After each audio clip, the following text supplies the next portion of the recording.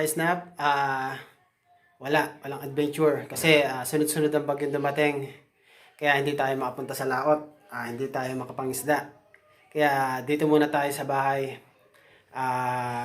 Mag-repair muna tayo kung ano yung pwedeng repairin sa bahay at saka yung mga kailangan natin gawin dito sa bahay. Kaya ito, bumili muna ako ng patungan ng washing machine kasi yung nabili naming washing machine is walang base o walang patungan. Kaya ito, nabili ko sa Lazada. Assembly muna natin. Ayan, ito nga pala yung binili nating special base for washing machine and refrigerator. Buksan na natin. Kaya meron pala tayong mga tools dito is gagamitin natin yan sa pag-assemble nito. Tulad dito screwdriver. Itong metro naman gagamitin natin sa pagsukat ng washing machine o refrigerator na paglalagyan natin ito. Actually, dami yung paglalagyan natin ito. Kaya lang, isa muna yung binili natin. Tinignan muna natin kung maganda ba siya. Matibay ba siya. Kaya yan, buksan na natin. Tingnan natin kung anong itsura nito. Ayan. Wala siya. Labasan na natin. Ayan. Assemble na natin. Ayan. Ano ba ito? Ayan. Para meron tayong guide.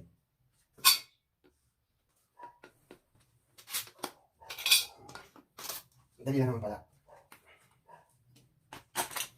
Parang nakasample pala ng puzzle. Okay. Basta natin salpa.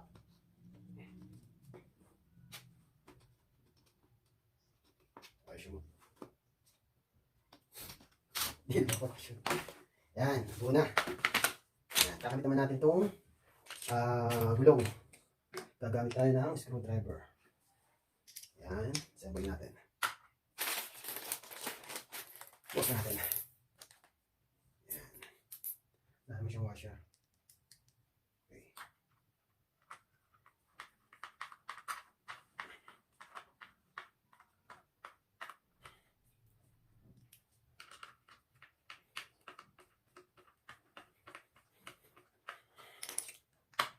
Next.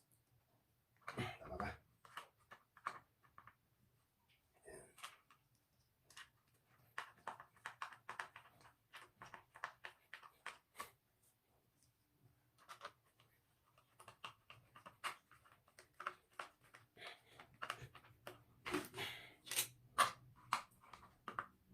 Madali lang naman pala siyang assemble din.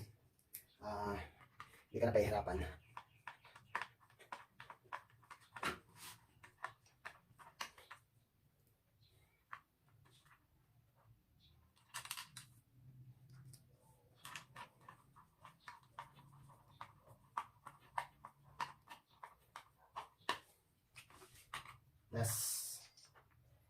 Tuloy muna natin yung magulong. Humihan na natin kumpletuhin yung mga screw niya. Para nakikita na natin yung forma niya.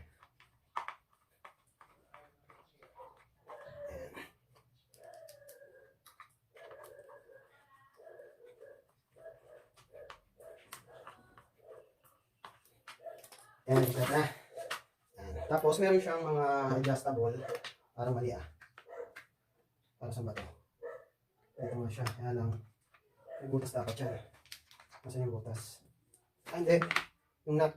Nalagay sa ilalim. Ayan. Lalagyan mo siya ng nut sa ilalim para ayun yung magsisilbing pinaka-lock niya. Para ma-screw mo yung itong screw na to. Ayan. Okay, yun. Sumikip na siya. Ayan. Okay. Tapos nung kabila, ganun din. Lagyan mo ng nut. Ayan, yung kabila.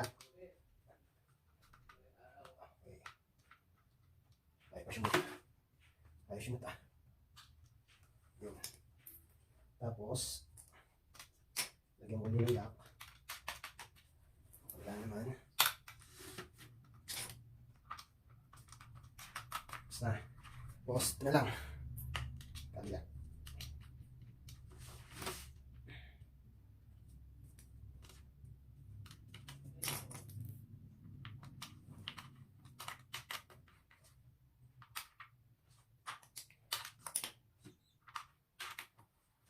Okay, last two. Tatlo.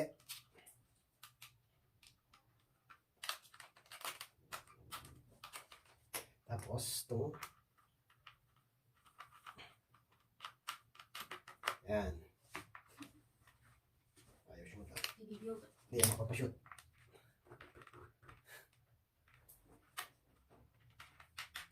Yan, okay na. Kaya kumpletuhin na natin yung screw. Para matibay na.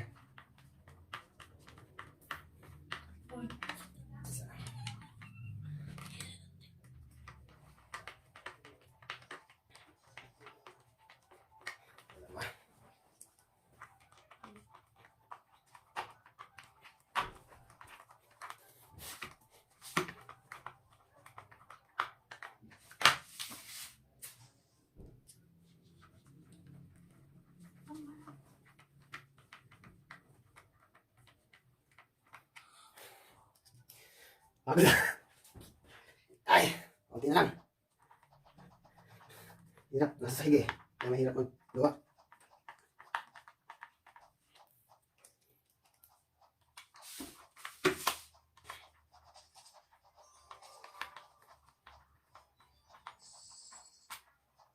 Last two.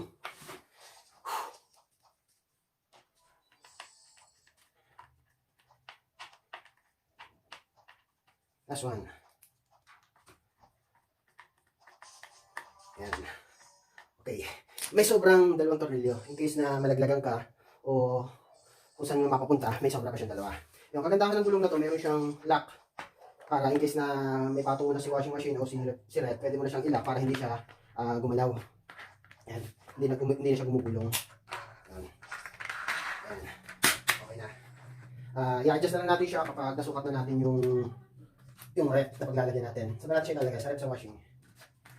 Yan. Okay. Cut. Yan. Buo na yung ating inassemble na base. Paskipan na natin. Yan.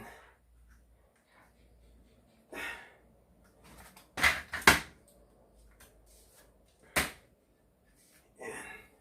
Dito natin siya ilalagay sa washing machine. Okay, papatong na lang natin siya. Yan, isasampa na natin yung washing machine. Get awesome! Yan, okay na.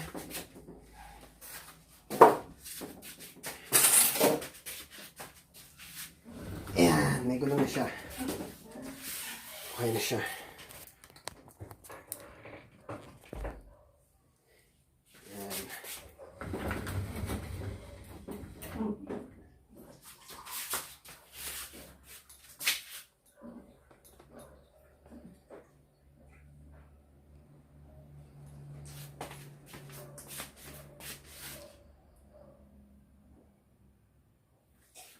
Ayan yung ating washing machine. Sampan na natin yung gulong.